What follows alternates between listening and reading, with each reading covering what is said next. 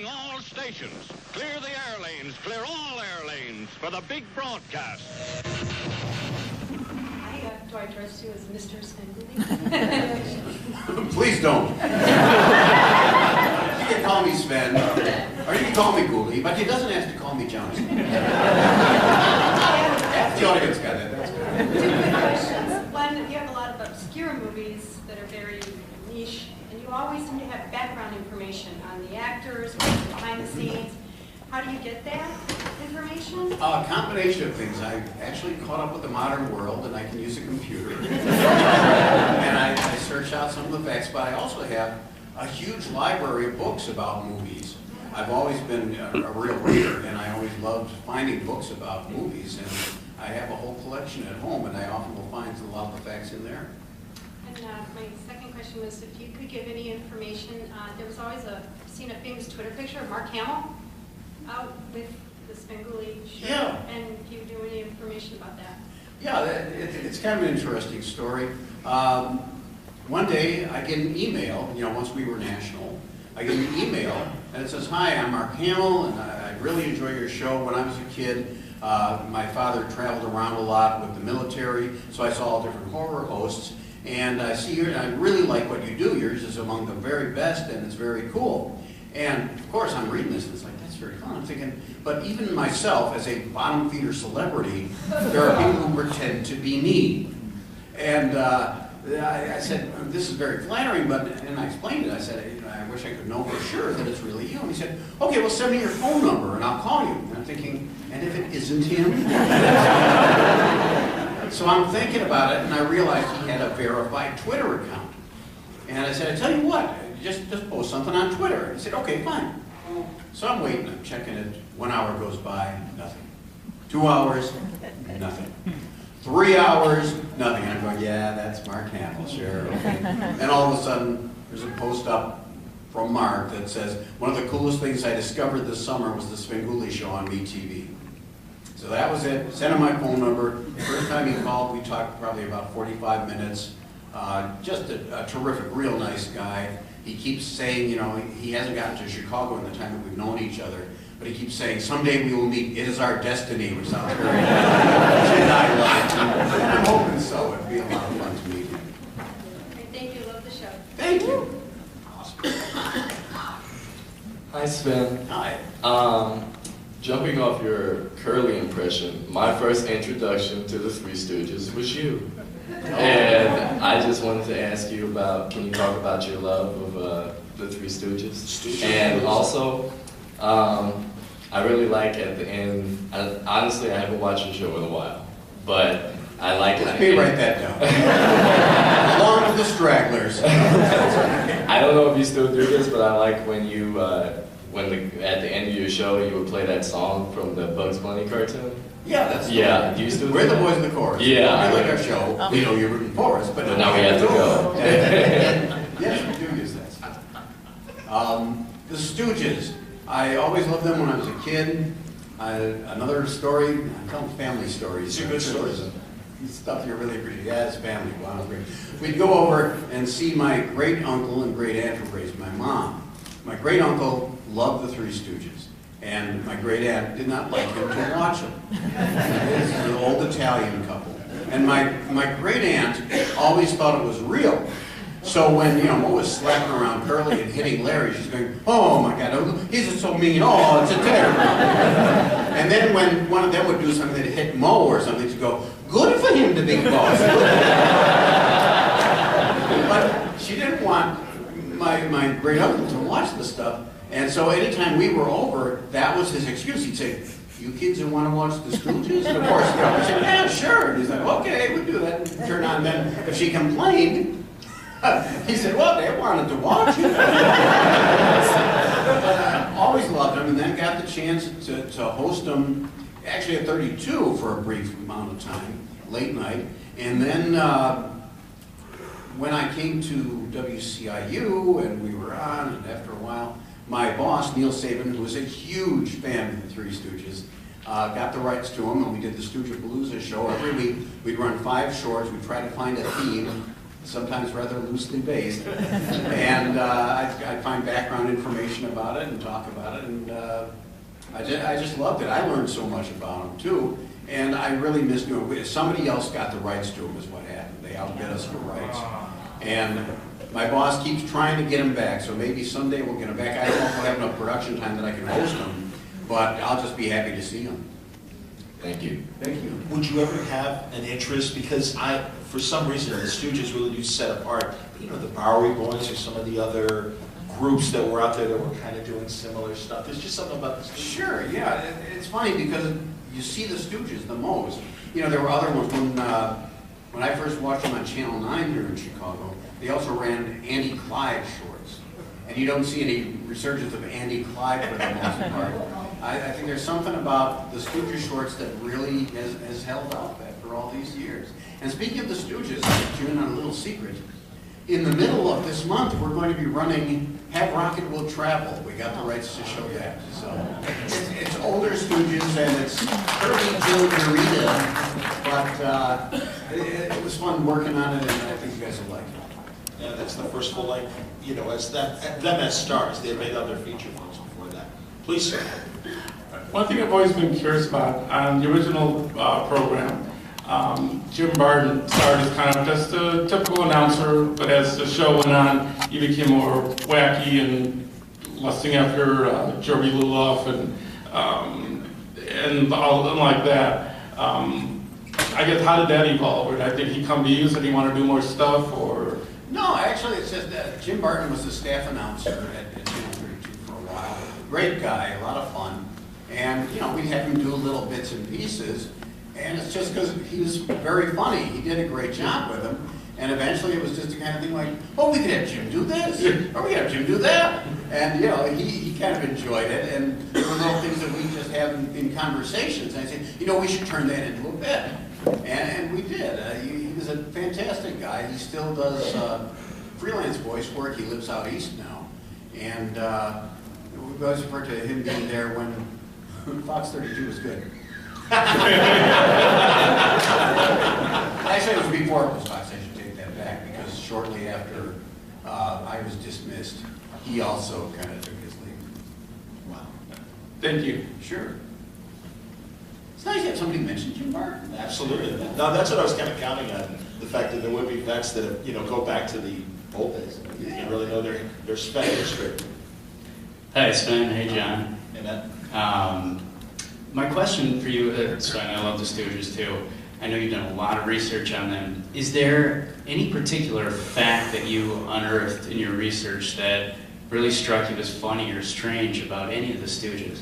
Oh, one of the things that I always thought was very strange for their popularity was that during the 24 or 25 years that they worked for Columbia, they never got a raise. Every year, the Stooges were paid $60,000 to be divided among the three of them. Yeah, and it was finally when they released the shorts to TV in the 50s, and they became so popular that they could finally make some money doing public appearances and, you know, making the new movies and then doing merchandising. So that always just absolutely amazed me that something like that could happen. But you know, knowing the way some bosses work, I guess I can understand. Thanks. Thank you. Hello there. Hello. My question to you, Sven, is, first and foremost, I'm a bit of a dummy in terms of how television production works, and I'm sure that there are a lot of people in here who are in the same boat as me, but not willing to admit it.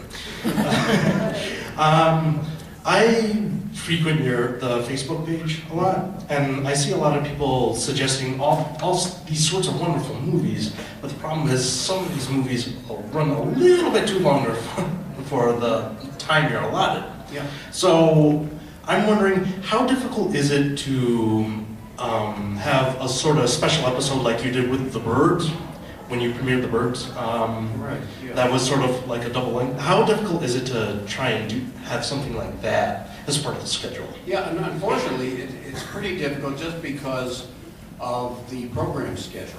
Back then, when we were local, it was easy enough for them to give us an extra half hour. But now, they're contracted to run these shows. So it's like, you know, when we finish, they're contracted to run Batman, the 2 episodes of Batman, and after that, run Star Trek. So we can't really do that. And people ask about movies all the time. There are some that are long, and I feel bad trying to edit them down because I don't want to take that much out of it. I have to say, anytime I have to edit the movies, most of the time I really don't want to do it because I hate to take stuff out. And Chris Faulkner and I work very hard to take little bits and pieces here. There are times when we do edits literally that are 7 seconds, 8 seconds, just so that we don't lose any plot or anything really important to the movie. So it's extra work for us, but we're trying to maintain, the dignity, such as it is, of the movie, and make it work. And another thing about people always ask, well, why can't you get them? And why can't you? The reason is that there's a lot of competition these days, and with all the other networks and such, they are constantly trying to outbid us on things, and some of them I think are a little jealous of our success as well. And they try to, outbid and get these, and some of them are under exclusive contracts to other people, so we can't run them because of that. And there's other stuff, we can try to wait until they finally get out of the contract or whatever. But that's the reason why, people say, why don't you show more of this or that? And it's like, it's hard to get this stuff. And the stuff that we do get is pretty expensive, actually. I know those of you saying, the 5,000 Fingers of Dr. T was expensive. But, yeah, it's not as easy to get movies as it was when I was first doing the show. Good afternoon, gentlemen. Gentlemen, who came in? See, that's a student. First, I'd like to say thank you very much, Sven, for being with the Chicago area for a long time. As a young fan, I greatly appreciate your work. And I definitely know some older fans who love your work all the same, too. My question is that, are there any segments from the past that you've retired that you've ever considered bringing back? Oh, wow, that's a good question. I don't know if there's anything that we really decided not to do anymore. We're limited sometimes in doing the Sven surround stuff just because of the production time that it takes. Even to do like a 2 or 3 minute bit like that takes a lot of production time that we sometimes don't even have. I have to say that there's one thing that we've gotten kind of out of our system when we went national is, just mentioning local things, doing jokes about local personalities or events, because obviously now to a national audience. Now, I think to some extent, people understand certain things. For example, Berwyn. Berwyn! Never heard that before. A lot of people have said, and some people even in our management have said, well, I don't know that people get that. And I think that from my emails that I get from around the country, people do get it. And also, it's kind of like, I've always said, David Letterman did a show in New York, and he referred to New York stuff, and the audience got it. So I think that they get most of that type of stuff. Johnny Carson, beautiful downtown. Sure, exactly. And also, Berwyn's just a fun word. It is, And there are certain parts of the country where there are other Berwyns, and I know there are. And in some places they pronounce it, which I think would be like a Gaelic or something, they call it Berwyn. And as we all know, that's wrong. But yeah, right offhand, I can't think of any kind of bit that we just said, no, we're not doing that. All right, well, thank you very much. Thank you. Hey, Sven. 2 questions. Just a favorite bit of trivia that you found reading or doing movies over the years. And do you consider when you retire in 20, 30, 40 years that your character is a legacy character for another actor or performer? Sven the Third. I don't know. We've talked about that certainly at work.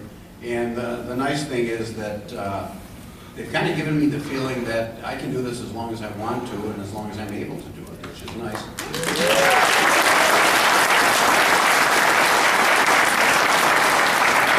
Applause for the management of Whitehall Broadcasting. As far as trivia stuff, boy, there's so much that I've run into. One thing that I always thought was cool is we ran a movie, what is it? The Land Unknown, I think, where the helicopter is in the Arctic and goes down, into this pothole, I don't know what you call it, but it's like, it's a tropical paradise with, prehistoric beasts. Like Hollow Earth. Yeah, and I found out that the T-Rex in it, they use the head for Spot in the Munsters. When they opens up and brings the flames. I thought that was cool. That is awesome. That's fantastic. Hi, Sven. I'm a very big fan of the show. My question is, how do you choose the next movie you're going to do? Is it like randomized, or is there like a certain time frame that you have to choose from? Or? Yeah, well, most of the time, when we get the movies from a distributor, they give us what we call a window of time where we can run it. They are very specific on if you could just run it even on a certain date or during a certain month. And what we do, as I said earlier, is we really plan out the whole year ahead of time so that we know everything that's coming up. And we choose from the lists that they give us, and we have to abide by their windows of time when we are allowed to run the movies. And you've got like perennials like the Universal films, obviously those show. And you mentioned to me in our podcast, Abbott and Costello v. Frankenstein, you're going to probably show that every year. Right? Sure, yeah. There's a bunch of Universal movies that we bring back just because they're classics and because people want to see them. Abbott and Costello v. Frankenstein is one of the most requested movies we have. And there are people who are like, oh, Abbott and Costello is not horror. And it's like, yeah, okay. Whenever we do something that's got Ghost and Mr. Chicken, people love that movie. And yet there are people who complain, oh, it's comedic. It should not be on a scary movie. And even now, we've gotten complaints, we moved the time to earlier. And there are people who are just so up in arms because scary movies are supposed to be seen in the dark. Pull your shades down. It's funny, and record it and watch it later. And it's, the whole thing is, I used to be on, Saturday afternoons. Yes. And, so if you're not supposed to show them then, I guess I was in violation of the code. And I've learned, no matter what I do, there's people who don't like certain things. And I've had to live with that. You can't make everybody happy, so I'm making people unhappy even as I speak. Hello, Svengoolie. Hello. How are you doing today? I'm good, thanks. How are you? I'm doing good. I like your shirt. It's very nice. Well, thank you. It's a nice green color, isn't it? Yeah, exactly. It's been so cold outside. It's nice to see some green like that. Well, it's cosplay. I'm dressed as Magnum P.I. Chicago style. So. Thank you. Also, if you have a chance and they have the Rodin exhibit at the Art Institute, don't go. I was very disappointed. There was no giant monsters at all. Very disappointed. Secondly, the question I had.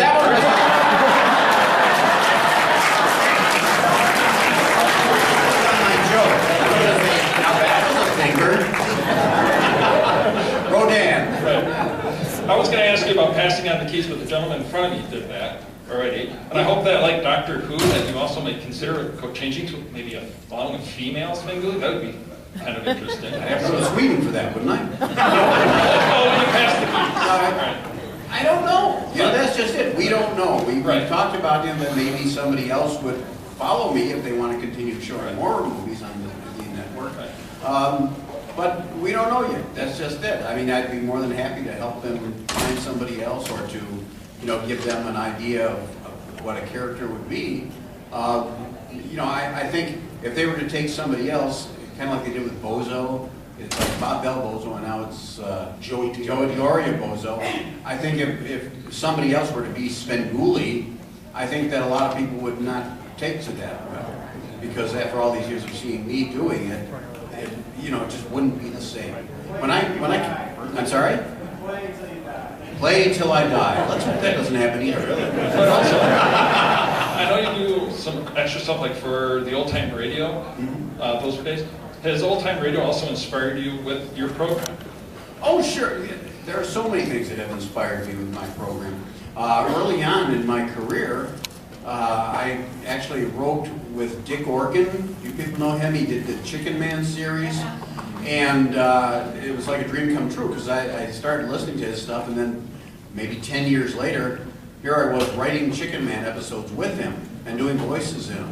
And that was kind of a later offshoot of old-time radio, because we did it the same way that they did the old radio shows, even though they were just shorter episodes. Yeah, I put my hand to my ear. And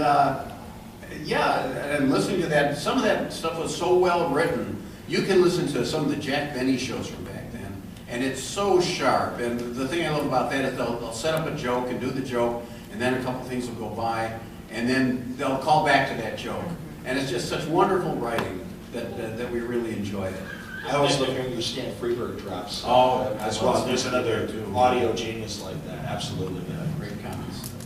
Hey Sven. Hello. So my favorite bits on the show are when you return from commercial break and you have these convoluted stragglers exiting, like these sometimes very sharp and sometimes, oh my gosh, groan-inducing ways to get back into the movie. So my question is, do you watch the movie and say, oh, there's a good joke, or do they edit the movie for you and then you have to make up a joke to go back into where it was? Well, as I said earlier, I'm the one that is cutting down and creating the segments. So a lot of times I will find something that I think will be a perfect setup. And there are times when I don't even know what the setup's going to be, but it seems like this will work for a joke. So yeah, we try to do that so that there's that added entertainment factor to it. That's great. Thank you. Hey Rich, how are you doing today? Good, thank you. I grew up watching on the Ozone weekdays afternoons after school. Ozone, absolutely, man. Weekday afternoons. There's a movie I've been looking for a real long time. I saw a long time ago. Came out in 1984. It's called Saturday the 14th. Have you ever seen it? Or did you show it? Yeah, it had, I think, Richard Benjamin. Yes. Yeah, that's right. And it was a takeoff on the Friday the 13th series. Yeah, I have seen it.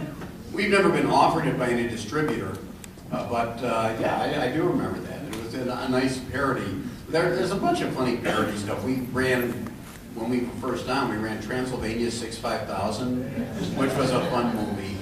And Haunted Honeymoon, I remember. Haunted Honeymoon, yeah. I don't think we ever ran that, but Dom DeLuise, right? Dom DeLuise and yeah, I like it too.